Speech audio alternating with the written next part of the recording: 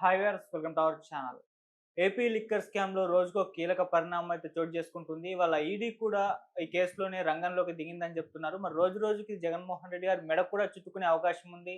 తొందరలో కూడా అరెస్ట్ అయ్యే అవకాశాలున్నాయంటూ కూడా అభిప్రాయపడుతున్నారు చాలామంది. సో, మరి ఎక్కడి వరకు వెళ్ళొచ్చు ఈ లిక్కర్ స్కామ్? జగన్మోహన్ రెడ్డి గారి అరెస్ట్‌కేమన్నా దారి తీయొచ్చా? ఇప్పుడు ఇదే అంశం డిస్కస్ చేయడానికి ప్రెజెంట్ మనతో పాటు సీనియర్ జర్నలిస్ట్ అరవింద్ కొల్లి గారు ఉన్నారు. వారిని అడిగి తెలుసుకునే ప్రయత్నం అయితే చేద్దాం. నమస్కారం sir. Sir, AP liquor scam వ్యవహారం కూడా మనం చూస్తూ వస్తున్నాం. అది చాలా మంది అధికారులు అరెస్ట్ అయ్యారు. ఇక పొలిటీషియన్స్ అరెస్ట్ కావాల్సి ఉంది. అందులో ముఖ్యంగా జగన్మోహన్ రెడ్డి గారి మెడకే చుట్టుకుంటుందని కూడా అంటున్నారు. ఇప్పుడు ఈడీ కూడా రంగంలోకి దిగింది. ఈడీ రంగంలోకి దిగడం అంటే అక్కడ మోదీ గారు, అమిత్ షా గారు కూడా గ్రీన్ సిగ్నల్ ఇచ్చారు అని అభిప్రాయాలు కూడా వ్యక్తం అవుతున్నాయి సార్. మరి ఏం చెప్తారు? అరెస్ట్ అయ్యే అవకాశం ఉందా సార్? ఆంధ్రప్రదేశ్ లిక్కర్ స్కామ్‌కి సంబంధించి జగన్మోహన్ రెడ్డి అరెస్ట్‌కి సంబంధించినటువంటి అంశాలు వీటన్నిటి చుట్టూ తిరుగుతున్నట్టు ఊహాగానాలు. అవును. వీటి గురించి కాస్త మాట్లాడుకోవాల్సినటువంటి అవసరం ఉంది. ఈ ఊహాగానాల్లో ప్రధానంగా వస్తుంది జగన్మోహన్ రెడ్డి అరెస్టు. జగన్మోహన్ రెడ్డితో పాటు మరికొంతమంది మిథున్ రెడ్డి, మరికొంతమంది అరెస్టుకి సంబంధించిన ఊహాగానాలు. అసలు బేసికల్‌గా ఒక అప్రాప్రియేట్ పద్ధతిలో విచారణ జరుగుతోందా లేదా అనేటటువంటి అంశం, విచారణను ఇన్ఫ్లుయెన్స్ చేస్తున్నారు అధికార పార్టీ ముఖ్యంగా కూటమి నాయకులు అనేటటువంటి అంశం, ఈ ఆరోపణలు అటువైపు నుంచి వస్తున్నాయి. ఈ మొత్తంలో గమనించాల్సిన ఒక ప్రధాన అంశం ఉంది. లిక్కర్ స్కామ్లో ప్రాథమికంగా క్రైమ్కి సంబంధించినటువంటి పోర్షన్ ఏంటి అనేది ప్రధానమైన అంశం. అంటే నేను ఒక చిన్న లెక్క చెప్తా. ఓకే. ఒక రాష్ట్ర ప్రభుత్వం ఒక జిల్లా నుంచి, రాష్ట్ర ఎక్సైజ్ ఖజానాకి ఒక జిల్లా నుంచి ఎక్స్ ఆదాయం వచ్చిందనుకోండి. ఎక్స్ కంటే ఎక్కువ వస్తే సేల్స్ పెరిగినట్టు భావించాలి. ఎక్స్ కంటే తక్కువ వస్తే సేల్స్ ఏమైంది అనేది ఆలోచించాలి. అయితే ఈ క్రమంలో సహజంగా ఎక్సైజ్ ప్రొసీజర్ ఉండేదంటే, గతంలో రాష్ట్ర ప్రభుత్వం ఎక్సైజ్ వేలం పాటలు పెట్టేది, ఆక్షన్స్ పెట్టేది.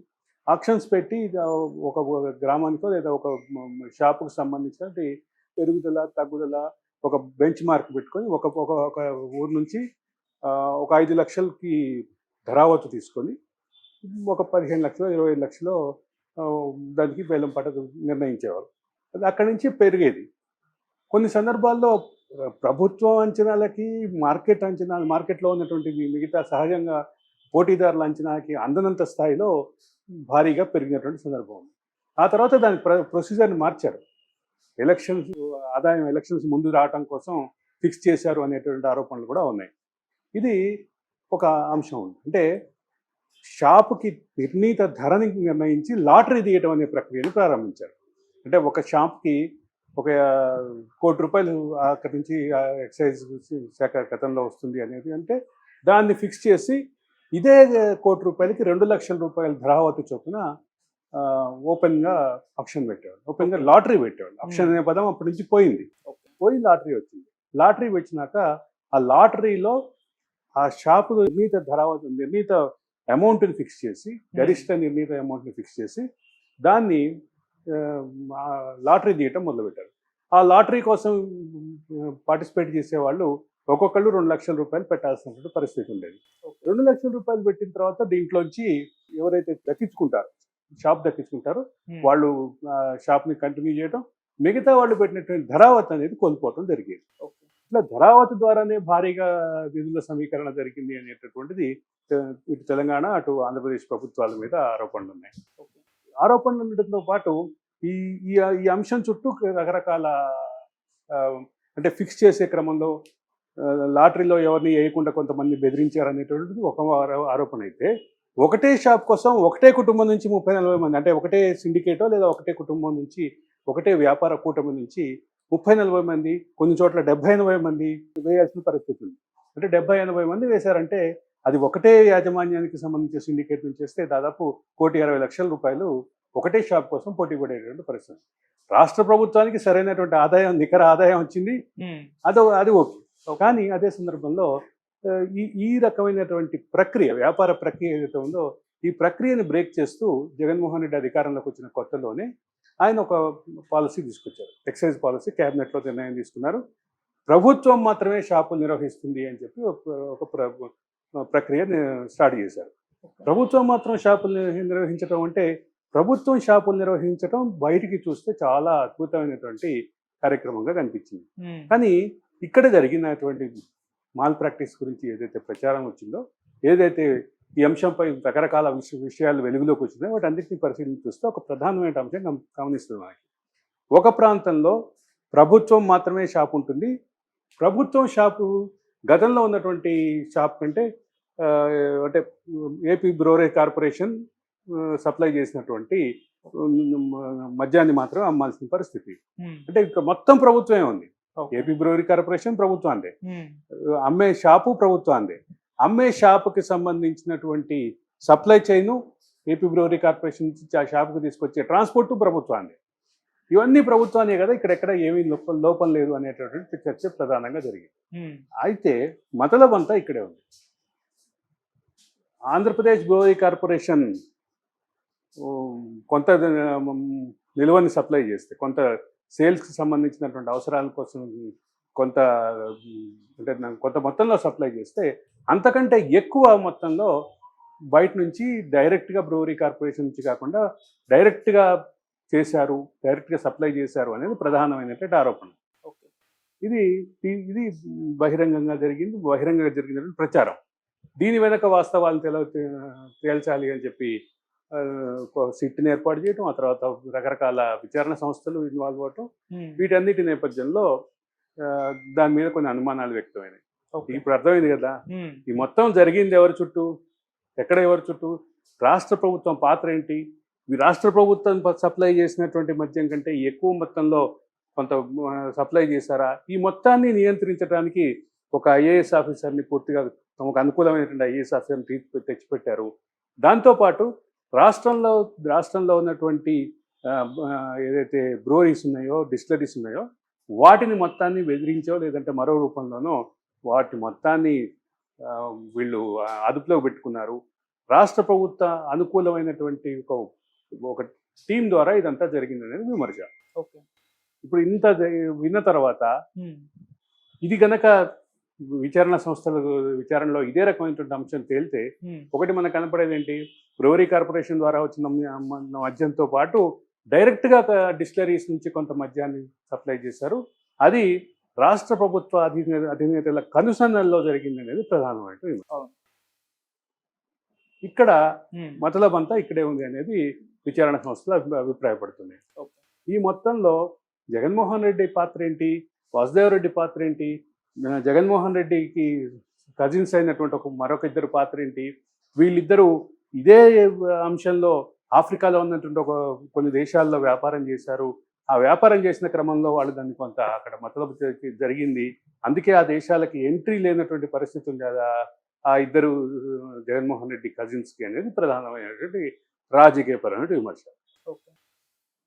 ఇంత దీంట్లో ఒక అంశం బ్రూవరీ కార్పొరేషన్ నుంచి వచ్చిన మొత్తం కంటే ఎక్కువ మొత్తం అన్నారు. ఇక దీంతో పాటు దానికి సంబంధించినటువంటి బ్రాండ్ల క్వాలిటీ, వాటికి సంబంధించిన ప్యాకింగ్ అంటే మీకు బాగా గుర్తుండాలి, ఒక సుమారుగా ఒక 5 సంవత్సరాలు 4 సంవత్సరాల క్రితం ఒక ఫోటో బాగా వైరల్ అయింది. ఒక అంటే ఫినాయిల్ బాటిల్ లాంటి లో క్వాలిటీ బాటిల్లో ఫుల్ బాటిల్ అమ్మడానికి బయటికి వచ్చింది అనేది ప్రధానమైన అంశం. దాన్ని అప్పట్లో ఎస్పీఓ ఆర్గానిక్స్ అక్కడ దాంట్లో తయారైనట్టుగా చూపించారు. వీటన్నిటిలో ఇట్లాంటి రకరకాల ఆరోపణల నేపథ్యంలో దీనిపైన విచారణ జరిగింది. కొంతమంది వ్యక్తులకు సంబంధించిన పాత్ర ఉంది అనేది క్లియర్. ఇక ఈ అంశంలో జగన్మోహన్ రెడ్డి అరెస్ట్ అవుతాడా కాడా అనేది ప్రధానంగా మీ ప్రశ్నలో ఉంది. జగన్మోహన్ రెడ్డి అరెస్ట్ అవుతాడా కాదా అన్న ఊహాగానం కంటే ముందు, జగన్మోహన్ రెడ్డి కంటే ముందు అక్యూజ్డ్గా ఉన్నటువంటి విజయసాయిరెడ్డి పాత్ర, విజయసాయిరెడ్డి అరెస్టుకి, విజయసాయిరెడ్డి తర్వాత ఆయన అప్రూవర్గా మారతారనే ఊహాగానం, వీటన్నిటి నేపథ్యంలో జగన్మోహన్ రెడ్డి కంటే ముందు విజయసాయిరెడ్డి అరెస్ట్ అవుతారా కాదా అనే చర్చ జరిగింది. అదే సందర్భంలో ఎస్పీఓ ఆర్గానిక్స్తో పాటు మరికొన్ని డిస్టిలరీలకు సంబంధించినటువంటి యాజమాన్యాలతో కూడా వాళ్ళని కూడా విచారణ జరిపినటువంటి సందర్భం చూసాం. ఎస్పీఓకి సంబంధించినటువంటి ఎస్పీవై రెడ్డి గారి అల్లుడు మీద కూడా కేసు బుక్ అయినటువంటి సందర్భం ఉంది. ఈ మొత్తానికి సంబంధించినటువంటి చర్చలో ఇప్పుడు మీరన్నటువంటి అంశం ఒక పక్కన ప్రశ్నార్థకం అయితే, మరొక సందర్భం విజయసాయిరెడ్డి ఏ రకమైనటువంటి నిర్ణయం తీసుకోబోతున్నారు, అప్రూవర్గా మారుతారా, అరెస్ట్ అవుతారా, అరెస్ట్ అయ్యి అప్రూవర్గా మారతారా, లేదా డైరెక్ట్గా కోర్టులోనే అప్రూవర్గా మారతారా అనే చర్చ కూడా ఉంది. ఓకే. ఇన్ని చర్చల నేపథ్యంలో ఇప్పుడు నేను లేవనెత్తినటువంటి ప్రశ్నలన్నిటికీ సమాధానం భవిష్యత్తులోనే కనపడుతుంది. రాజకీయ యంత్రాంగం మంత్రాంగం ఎటు తిప్పుతుంది ఈ కేసుని అనేది ఒక ప్రధానమైన అంశం. అయితే జగన్మోహన్ రెడ్డితో మాత్రమే కాదు, జగన్మోహన్ రెడ్డికి మాత్రమే సంబంధించినటువంటి విషయం కాకుండా మరికొంతమంది వ్యక్తులు, మరికొంతమంది అంటే నాయకుల పాత్ర కూడా దీంట్లో ప్రశ్నార్థకంగానే ఉంది. కాబట్టి ఏం జరుగుతుంది అనేది ఒక పక్కనుంటే, మరో పక్క జరుగుతున్నటువంటి అంశాల్లో జరుగుతున్న రాజకీయ సమీకరణాలు, పునరేకీకరణలు ఇవన్నీ కూడా కీలకంగానే ఉన్నటువంటి పరిస్థితి ఉంది. సార్ ఆల్రెడీ విజయసాయి రెడ్డి గారు అప్రూవర్ గా మారినట్టుగానే కనిపిస్తుంది ఆయన వ్యవహార శైలి చూస్తుంటే. అండ్ అటుపక్కేమో జగన్మోహన్ రెడ్డి గారు ఈయన గురించి, విజయసాయి రెడ్డి గురించి ఒక పోస్ట్ కూడా పెట్టారు. కూటమి ఇతన్ని కొనుక్కుంది, నా వైపు అంటే నన్ను అరెస్ట్ చేయించే దిశగా ప్రయత్నాలు చేస్తుంది అన్నట్టు ఆయన ఒక ట్వీట్ కూడా చేస్తారు. సో దాన్ని ఏ విధంగా చూడొచ్చు? ఒకటైతే క్లియర్, జగన్మోహన్ రెడ్డి చేసినటువంటి విమర్శలతో పాటు అంతకంటే ముందు విజయసాయి రెడ్డి చేసినటువంటి ట్వీట్ని కూడా ప్రస్తావించాలి. నేను ప్రశాంతంగా నా పని చేసుకుందాం, నా పని నేను చేసుకుందాం అనుకుంటుంటే మీ అనుకూలు మీ పక్కన ఉన్నటువంటి వాళ్ళు నన్ను ప్రశాంతంగా ఉండనియట్లేదు జగన్మోహన్ రెడ్డి గారు. దాంతోపాటు నన్ను రెచ్చగొడుతున్నారు, నన్ను రెచ్చగొట్టి ఏదో రాజకీయ అడ్వాంటేజ్ తీసుకోవడానికి వాళ్ళు ఏదో ఎక్స్పెక్టేషన్స్తో ఉన్నారు. ఇది కూడా కాదని నేను సత్యం. జగన్మోహన్ రెడ్డికి షాడో లాగా Jaganmohan Reddy is nothing but Vijayasai Reddy, Vijayasai Reddy is nothing but Jaganmohan Reddy అన్న స్థాయిలో ఉన్నటువంటి అనుబంధం కానీ, రాజకీయ అనుబంధం కానీ, కుటుంబ పైన ఉన్నటువంటి విశ్వాసం కానీ, ఇవన్నీ సన్నగిల్లటానికి జగన్మోహన్ రెడ్డి కారణమా, కూటమి చేసినటువంటి ప్రలోభాల కారణమా, జగన్మోహన్ రెడ్డి చుట్టూ ఉన్నటువంటి కోటరీ కారణమా, ఇవన్నీ కూడా ప్రశ్నార్థకాలు.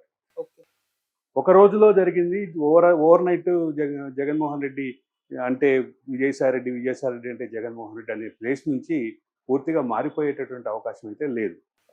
ఒక రోజులో జరిగిన పరిణామం అయితే కాదు.